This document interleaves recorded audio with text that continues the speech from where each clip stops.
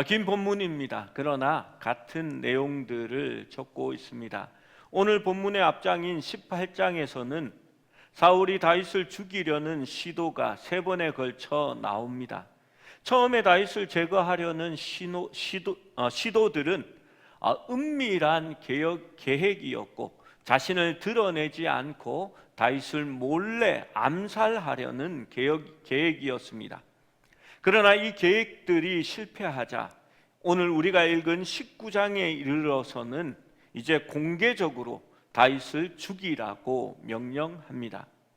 그러나 하나님은 사울의 아들인 요나단을 통하여 다윗의 목숨을 살리기 위해 일하셨습니다.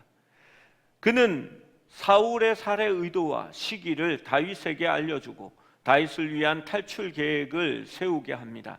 요나단은 왕에게 다윗에 대한 계획을 제고해 달라고 간청했고 그렇게 해야 할 몇 가지 이유들을 제시합니다. 첫 번째는 다윗이 무죄하다라는 것이었습니다. 다윗은 왕위에 대해 어떤 죄도 짓지 않았으므로 사형에 처할 이유가 없다는 것입니다. 두 번째로 다윗은 생명을 아끼지 않고 적들을 죽여 이스라엘을 구원하였다라는 것을 어필합니다. 세 번째로 사울은 무고한 피를 흘리는 중대한 죄를 짓지 않아야 한다라고 하면서 아버지인 사울을 요나단은 설득합니다. 사울은 당분간 요나단의 말을 들었습니다. 사울은 엄숙히 맹세하여 여호와께서 살아계시는 한 다윗을 죽이지 않겠다라는 그러한 결정을 내렸습니다. 화해를 협상한 요나단은 곧바로 다윗에게 알리고 다윗을 왕궁으로 다시 데려갑니다. 요나단의 노력 덕분에 다윗은 목숨을 건질 수 있었습니다.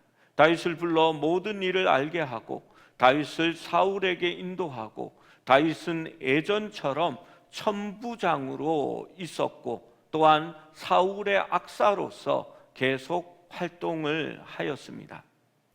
그러나 그 일은 오래 지속되지 않았습니다. 블레셋과의 전투에서 크게 승리한 다윗이 백성들로부터 높임을 받는 반면 사울에게서는 질투와 시기심이 더욱 커져갔던 것입니다. 사울과 다윗의 관계는 얼마 동안 화해의 분위기였으나 이제 전쟁이 시작되어 다윗이 크게 승리하게 됨에 따라 사울의 광기가 다시 되살아났습니다. 그가 단창을 가지고 앉아 있을 때에 여호와께서 주신 악한 영이 다시 사울에게 임합니다.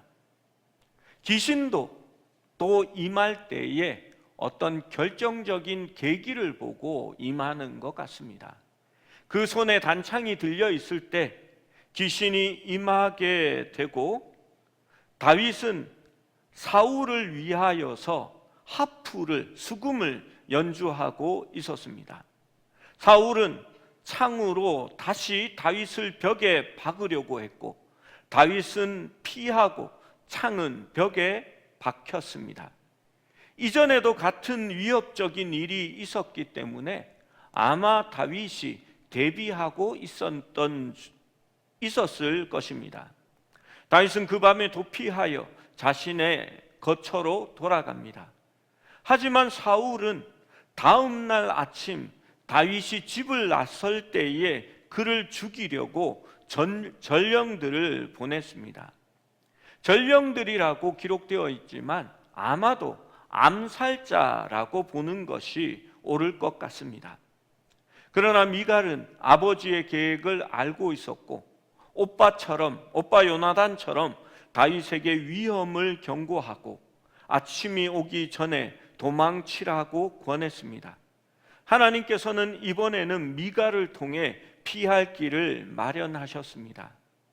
그녀는 다윗을 창에 달아내려 그의 탈출을 도왔습니다. 미갈은 우상 드라빔을 가져다가, 우리 성경에는 우상이라고 적혀 있는데 이 히브리어 원문에는 드라빔이라고 적어 놓고 있습니다. 염소털을 엮은 것을 그 머리에 씌우고 침상에 눕혀 옷을 덮어 사울의 부하들을 속였습니다. 다음 날 아침 사울의 사자들은 다윗의 거처에 들어갔습니다.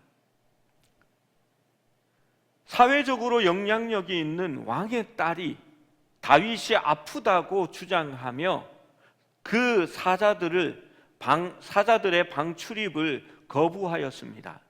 왕족의 반대에 맞선 사자들은 당연히 주저하며 빈손으로 사울에게 들어갈 수밖에 없었습니다. 그런데 사울의 집착은 거기에서 끝나지 않았습니다. 그는 다윗이 아파서 침상에 누워 걸을 수 없다면 가서 침상채로 들어서 내게 데리고 오라라고 명령합니다. 그렇게 데리고 오면 자신이 죽이겠다라고 말하고 있습니다. 이제 다시 전령들은 다윗의 집에 갑니다. 그리고 가짜 속임수와 마주하게 되는 것입니다. 그리하여 미갈은 드라빔을 가지고 속였던 그 속임수와 다윗의 탈출에 대하여 자신이 관여한 바에 대하여 해명하게 되었습니다. 그녀는 그냥 편리한 변명대로 말합니다. 다윗이 자기를 죽이겠다고 위협했기 때문에 자기는 어쩔 수 없이 그렇게 했다고 말하는 것입니다. 사울에게는 그녀의 주장을 받아들이는 것이 더 유리했습니다. 만약 다윗이 왕족인 자기의 딸을 위협했다면 그는 2배로 사형에 처해질 만한 죄를 지은 것이기 때문입니다. 요나단에 이어서 미갈의 도움을 받았습니다. 사울의 자녀들이 다윗을 위해 아버지의 계획을 좌절시키려는 계획을 세우고 실행한 것입니다. 여기서 우리는 또다시 하나님께서 다윗을 보호하시는 것을 봅니다. 하나님은 자신이 선택하여 기름 부은 다윗의 생명을 보호하시기 위해 그들을 사용하신 것입니다. 사실 왕의 가족이 아니면 그 순간 다윗을 도와줄 수 있는 사람은 없었을 것입니다. 이에 다윗은 자기를 지켜주신 하나님을 시편을 통하여 이때 노래하는 것을 보게 됩니다.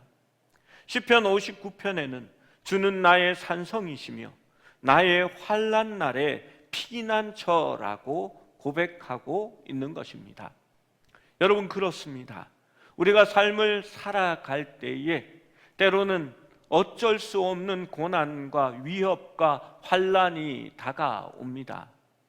그러면 우리는 하나님께서 손으로 이렇게 꼭 덮어서 하나님께서 불칼로 우리를 두르고 하나님의 영광스러운 보좌로 우리를 인도하시는 것과 같은 착각을 하게 됩니다. 그러나 하나님은 주위에 있는 사람들과 상황과 정황을 통하여 우리에게 피할 길을 내시고 능히 감당하게 하시는 겁니다. 여러분, 그 모습을 다윗은 주는 나의 산성이시요 나의 환난 날에 피난처라고 고백하고 있는 것입니다. 여러분, 어려운 많은 고난들이, 그러한 위기들이 우리의 삶에도 있었습니다. 뒤를 돌아보면 그 모든 것이 하나님의 은혜였고 하나님이 관계하지 않았으면 지나올 수 없었던 일이었는데 돌아보니 어떻게 지나왔는지 지금까지 여기에 이르게 된 것을 우리는 발견하게 됩니다. 여러분, 매 순간 하나님께서 우리의 산성이 되어 주시고 우리의 피난처가 되어 주셨기 때문입니다.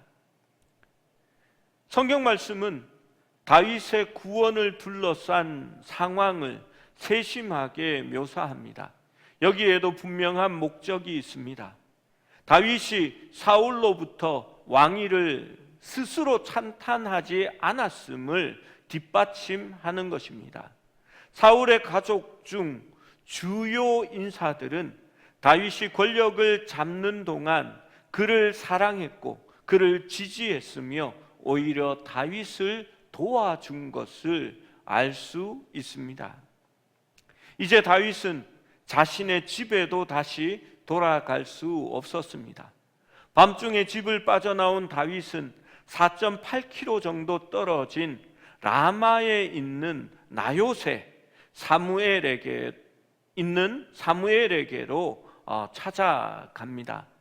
여러분, 라마 나요시 지명이 아니고 라마에 있는 나요시입니다.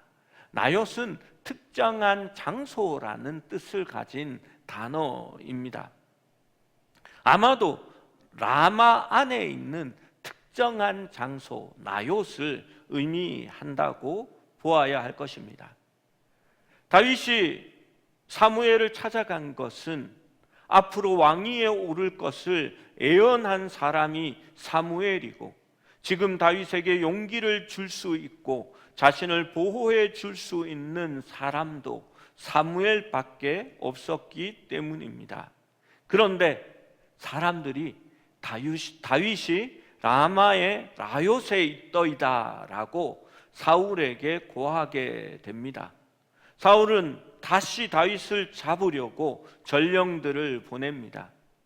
그들은 다윗을 잡는 대신에 선지자 무리가 예언하는 것과 사무엘이 그들의 수령으로 선 것을 보았고, 그들도 거기서 하나님의 영에 사로잡혀 예언을 하게 된 것입니다.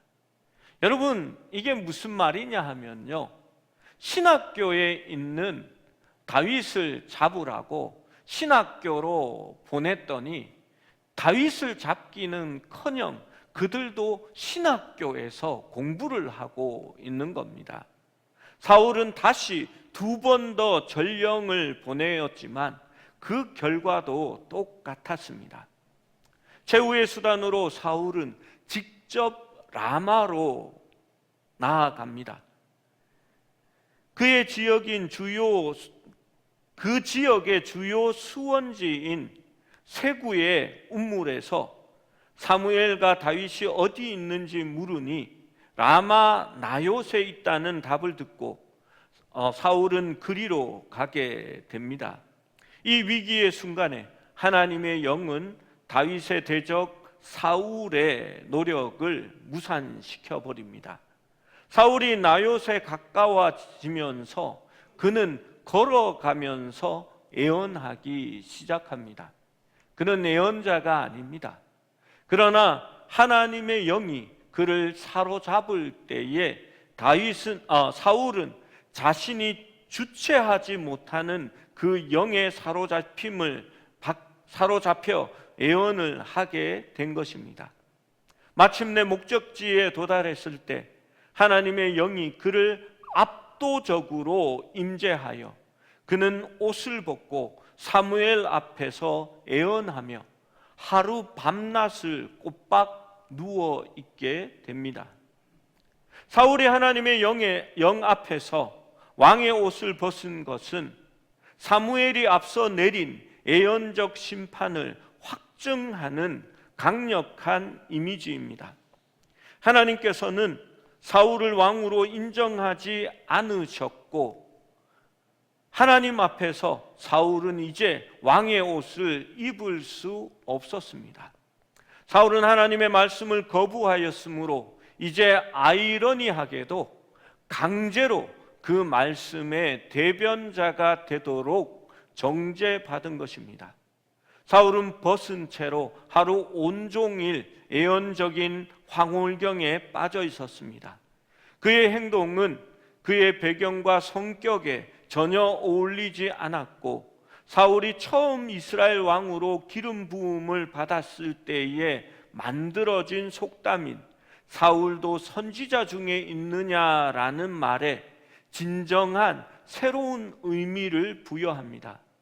이 속담은 이제 사울은 왕의 직분과도 상관이 없는 사람이라는 것을 의미하는 그러한 말로 쓰여지게 된 것입니다. 여러분, 사울은 하나님의 뜻을 저버리고 이제는 하나님의 뜻에 반대하여 서게 되는 것을 봅니다. 어쩌면 한 인간이 몰락하는 과정을 나타내는 것 같습니다. 하나님께 쓰임받았으나 결국은 저버림을 받게 되는 사람들입니다. 처음에는 시기와 질투로 시작했고, 그리고 경쟁이 일어나고, 회개치 않고 고집과 목이 고듬으로 이어지고, 결국은 하나님의 뜻보다도 자신의 생각이 더 중요하게 되어버린 것입니다. 여러분, 이러한 일을 가끔씩 보게 됩니다. 교회 안에 다툼이 일어나고 결국 서로 화해하지 못하고 끝까지 가는 사람들을 만나게 됩니다. 때로는 그런 목사님을 보게 될 때도 있습니다. 여러분, 무엇이 문제입니까? 하나님의 뜻보다는 내가 옳고 내가 맞다라는 그 아집을 버리지 못했기 때문입니다. 자신의 뜻이, 자신의 생각이 더 중요하게 된 것입니다. 하나님의 뜻보다도 더 중요하게 여기는 것이 무엇입니까? 여러분, 그것이 바로 우상입니다. 하나님조차도 굴복시키려는 그러한 목적이 되어 버리는 것입니다. 결코 포기할 수 없습니다. 사울처럼 왕의 자리든 아니면 자신의 연인이든 가족이든 돈, 성공, 모든 것이 그 자리에 포함될 수 있습니다. 거기에는 미움도 해당될 수 있고 서로 반목하는 것도 해당될 수 있습니다. 무엇이 하나님의 뜻인지 알고 있지만 내려놓지 않습니다. 포기하지 않습니다. 끝까지 내가 옳다고 우기게 되는 것입니다. 여러분, 그것이 자신에게 우상이 되고 있고, 그것이 나를 위해 단을 쌓고 예배하는 것임을 깨닫지 못하는 것입니다. 여러분, 그러면 멸망의 길로 갈 수밖에 없습니다.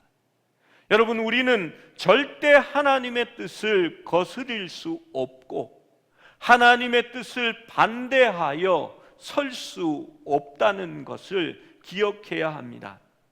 하나님의 뜻은 거대한 강물과도 같습니다. 막으면 비켜가고 넘어가고 쓰러뜨리며 나아갑니다. 결국은 바다로 가는 것입니다.